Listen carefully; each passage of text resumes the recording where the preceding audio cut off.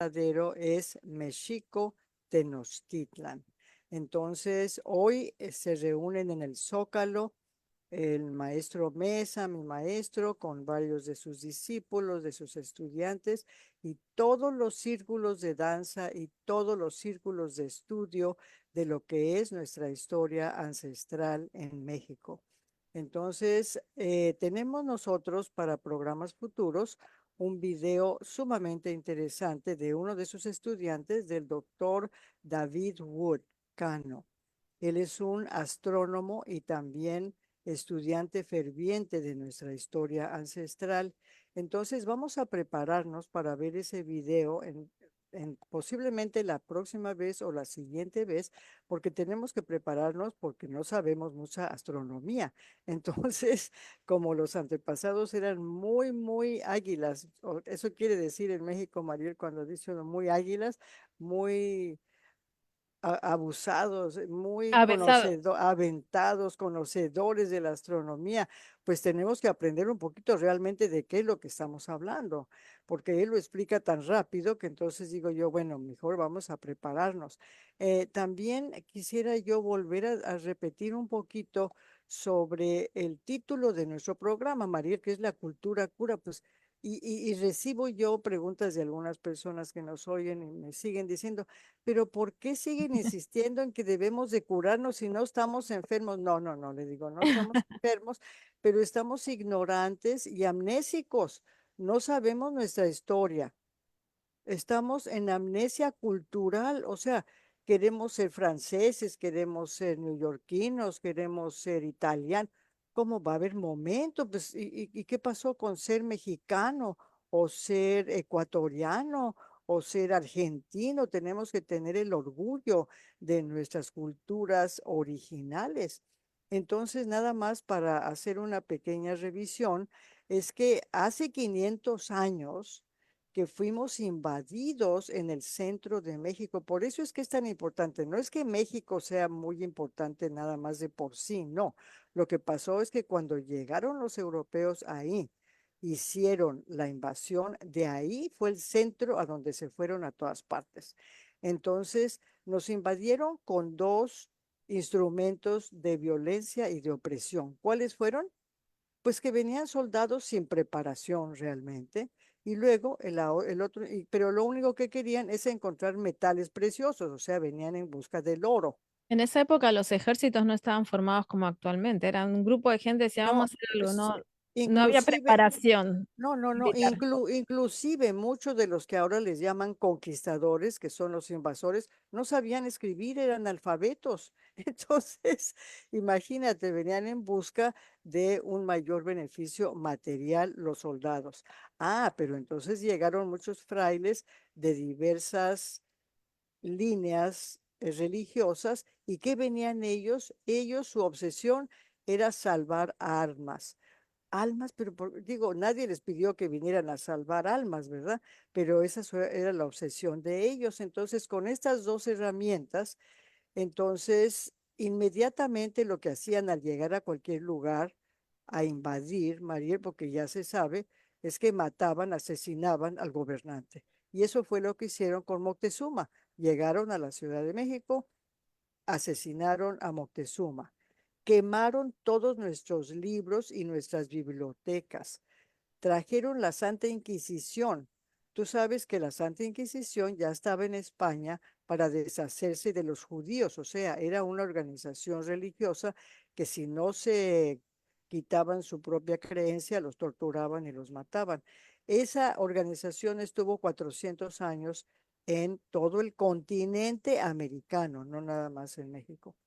Bueno, llegaron, nos quitaron nuestras tierras, nuestro idioma, nuestra cuenta del tiempo, nuestras escuelas, nuestro sistema de salud, pero las buenas noticias, Mariel, es que no lograron desaparecer la unidad familiar y la memoria genética que se pasó de generación en generación hasta nuestros tiempos presentes. O sea, muchas gentes de conocimiento durante la invasión se escondieron, cerraron la boca, se Claro. silenciaron y esperaron al momento que estamos viviendo ahora.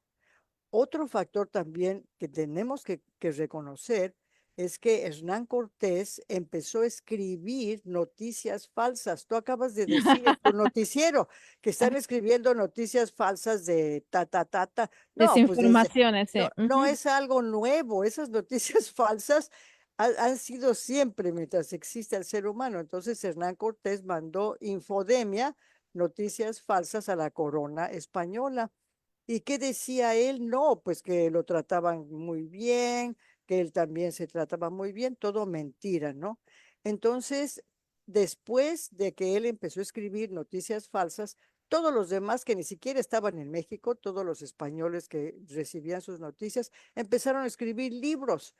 ¿Y después qué pasó? Que los historiadores de la colonia únicamente repitieron lo que escribieron ellos. ¿Y qué O sea, sucede? esto viene a colación de que mucha gente todavía hoy en día dice, ah, pero los aztecas eran unos salvajes, Salvajes, eran unos salvajes, exactamente, caníbales, y bueno, los corazones, ya. exacto, todo tipo de cosas. Pero lo sorprendente, Mariel, es que cuando yo fui a la escuela también me dieron esas noticias. Y ahora a los niños en las escuelas les dan la historia oficial. O sea, como que la gente no pensamos correctamente todavía, pero hay grupos a los cuales yo me honro en pertenecer, que de repente decimos, a ver, momento, esto no checa. Noche. Entonces, no checa, ¿no? Con la realidad que seguramente los antepasados vivieron. Entonces, cuando yo empecé a estudiar, decía yo, pero ¿qué libros podemos leer donde no venga toda esta información? Pues resulta que el maestro Mesa, al cual tú ya conociste, tiene un grupo de estudio, pero un estudio crítico de todo lo que se escribió de los frailes y de los soldados, y hay mucha gente que lo está haciendo también. Y entonces ellos empezaron a ir también simultáneamente a las comunidades que viven en las montañas, alejadas de las ciudades, pero te voy a dar la clave de lo que ellos han encontrado. Por el idioma. Él habla náhuatl, entonces se fue a las comunidades náhuatl, porque en el idioma tenemos el pensamiento ancestral. Y ahí le enseñaron a él muchísimas cosas. Entonces, él con su grupo ha seguido un estudio crítico de toda la historia oficial. Se llama Calpulli Toltecayotl. Y en este Calpulli es donde está el doctor que le vamos a pasar su video que nos está dando esta información. Ellos comenzaron este estudio desde hace 40 años, una investigación con mente crítica. Entonces, ¿qué es lo que han utilizado? La tradición oral de las personas de conocimiento en Tlaxcala, Milpa Alta y Metepec, con el idioma náhuatl. También te mandé yo unas fotos, no sé si las recibiste, Sí.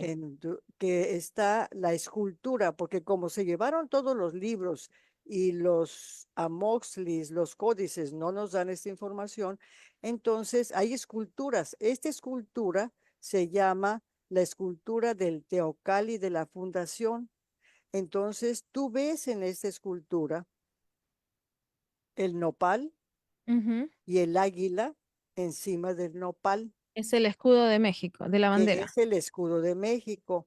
Entonces, con este tipo de información aunado al estudio astronómico y al observatorio natural en zonas arqueológicas, es que ellos con estos tres tipos de conocimiento es que nos han dado lo que nosotros ahora conocemos como el calendario mexica, que es lo que siempre venimos diciendo aquí, en qué día estamos, bla, bla, bla. Entonces, ¿qué es lo que nos dijeron en las escuelas oficiales? Pues que era un grupo de tribus que habían venido del norte, no se sabe exactamente de dónde, pero que venían en peregrinación. En primer lugar, la palabra peregrinación ya nos indica que era evangelización, porque los mexicas no hacían peregrinaciones, ellos hacían migraciones, pero no peregrinaciones. Claro. Entonces, con eso ya sabemos que algo está medio chueco ahí. Ujú. Entonces, después de que llegaron, y durante el transcurso de su peregrinación, nos dijeron, las personas recibían guía directa de su Dios otro error, porque nosotros nunca tuvimos dioses, no fuimos politeístas, entonces era un conocimiento de Huitzilopochtli, no teníamos dioses, y que Huitzilopochtli los estaba guiando. Entonces Huitzilopochtli les dijo que tenían que llegar a un lugar que era un lago, en medio del lago, un islote, y encima del islote se iban a encontrar un nopal, y encima del nopal un águila. Oye, bueno, todo este tipo de cosas parece algo bíblico, ¿no? Que los judíos también se fueron de Egipto y que encontraron su tierra sagrada y todo eso. No, para nada. Entonces, cuando el maestro Mesa y su equipo se ponen a investigar, esto es lo que nos dice el maestro Mesa. Esto es uno de sus libros, ¿verdad? Sí, exactamente. Ellos realmente, un grupo de personas, aquí en el continente americano no teníamos tribus, Mariel, teníamos naciones ya. No éramos tribus, éramos naciones. Iniciaron su migración en el año 1064 y les tomó 260 años de migración en busca de un lugar beneficioso energéticamente, astronómico y propicio para poder recibir la fuerza del sol, del tonal del sol. Y sabían ellos que cuando se recibe la fuerza cenital del sol, se coloca exactamente en un ángulo en el cielo donde no hay sombra abajo. ¿Qué quiere decir esto?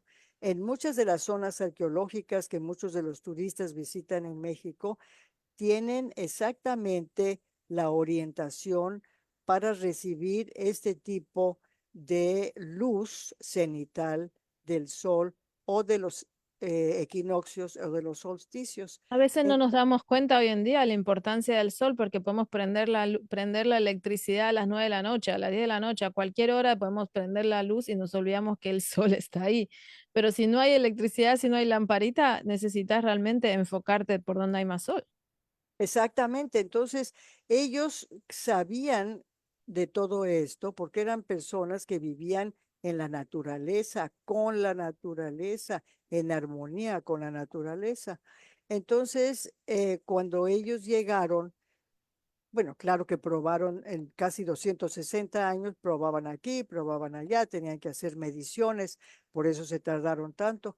Entonces llegan a esta área que ahora llamamos México Tenochtitlan y entonces se dieron cuenta que el sol pasaba en un primer término en el mes de junio o mayo, en su primer paso cenital y casi se ponía totalmente vertical, pero se dieron cuenta que el día 26 de julio, que es el día de hoy, exactamente en este momento, los rayos del sol, cuando el sol está exactamente en el cenit, no dan sombra de ningún tipo. Eso quiere decir que la energía es suprema. Entonces ellos escogieron este lugar y queda plasmado también en el calendario que se llama la Piedra de los Soles, que ahora le dicen el calendario azteca, pero no es el calendario azteca. Entonces la Piedra de los Soles y en la parte superior del calendario, pues ahí lo tienes. Entonces, como ya las personas de conocimiento le han enseñado al maestro Mesa y a sus discípulos cómo leer los símbolos, entonces vemos que en el mismo calendario están las fechas de la fundación.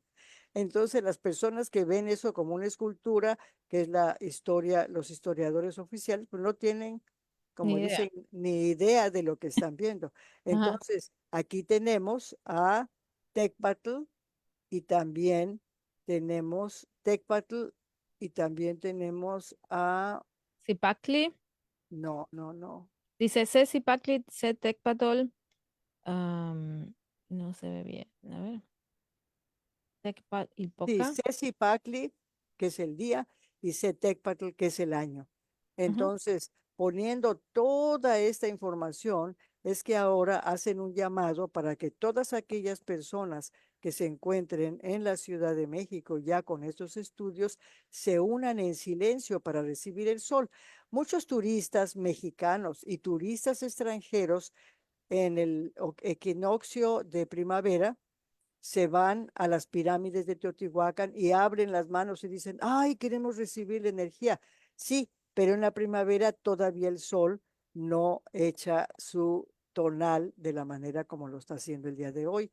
Por eso es que, pero claro, la gente sabe lo que es la energía y quiere cargarse de energía. Entonces, hoy sí es ese día en la latitud de la Ciudad de México.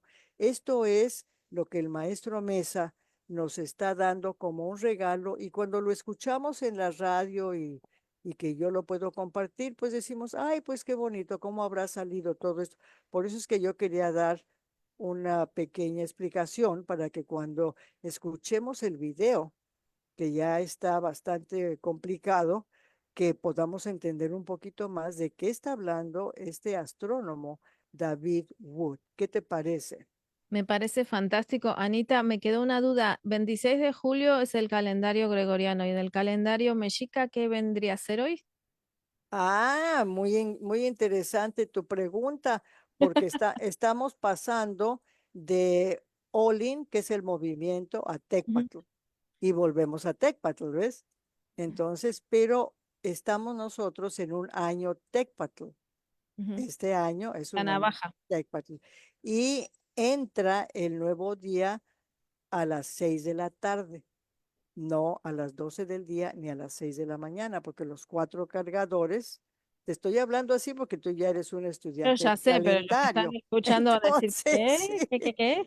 Ok. entonces sí, entonces así, ahí es donde queremos llegar, ¿verdad? Poder todos los que estén interesados llegar a estudiar esto.